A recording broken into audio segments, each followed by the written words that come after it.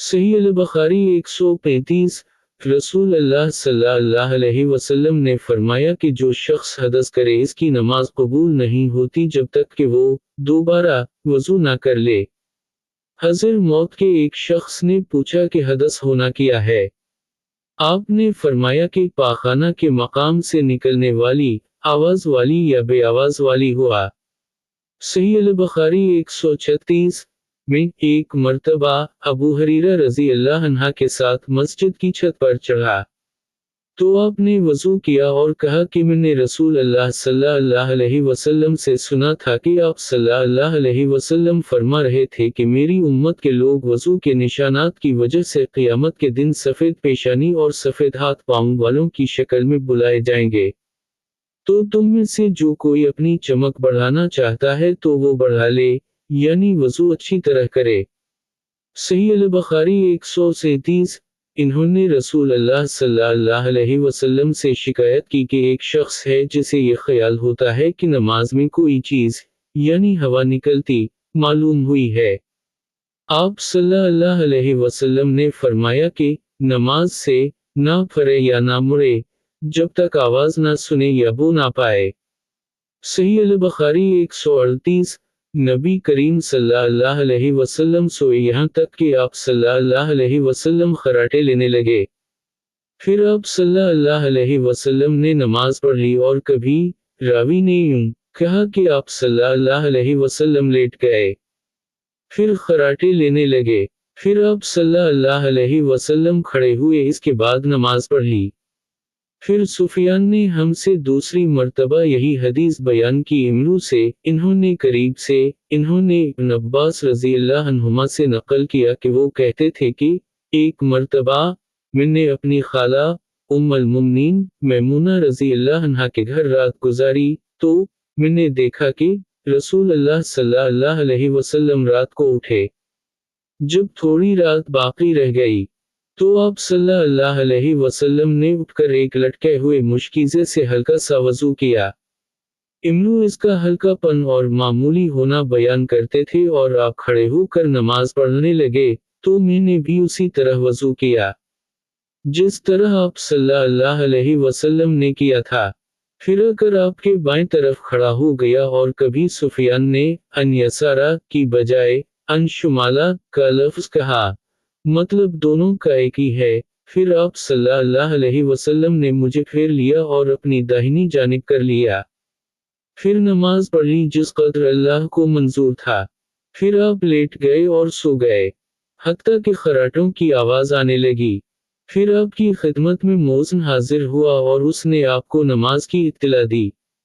आप सल्लल्लाहु अलैहि वसल्लम इसके साथ नमाज के लिए तशरीफ़ ले गए। फिर आपने नमाज पढ़ी और वज़ू नहीं किया। सुफियान कहते हैं कि हमने इमरू से कहा, कुछ लोग कहते हैं कि रसूल अल्लाह सल्लल्लाहु अलैहि वसल्लम की आंखें सोती थीं, दिल नहीं सोता था।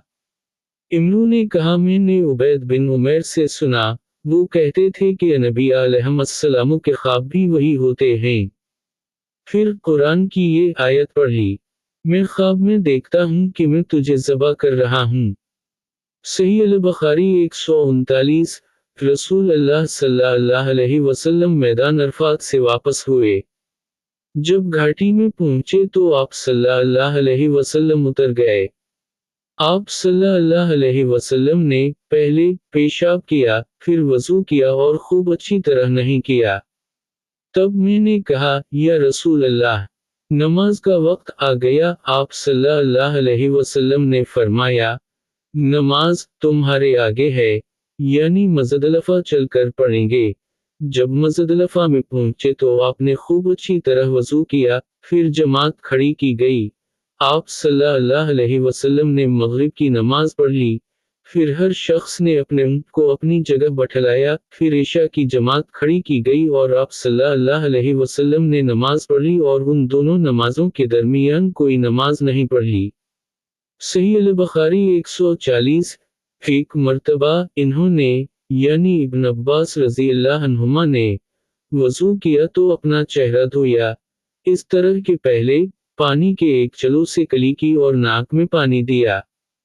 پھر پانی کا ایک اور چلو لیا، پھر اس کو اس طرح کیا، یعنی دوسرے ہاتھ کو ملایا، پھر اس سے اپنا چہرہ دھویا، پھر پانی کا دوسرا چلو لیا اور اس سے اپنا داہنا ہاتھ دھویا، پھر پانی کا ایک اور چلو لے کر اس سے اپنا بایاں ہاتھ دھویا، اس کے بعد اپنے سر کا مسح کیا، پھر پانی کا چلو لے کر داہنے پاؤں پر ڈالا اور اسے دھویا، پھر دوسرے چلو سے اپنا پاؤں دھویا، یعنی بایاں پاؤں۔ اس کے بعد کہا کہ میں نے رسول اللہ صلی اللہ علیہ وسلم کو اسی طرح وضو کرتے ہوئے دیکھا ہے۔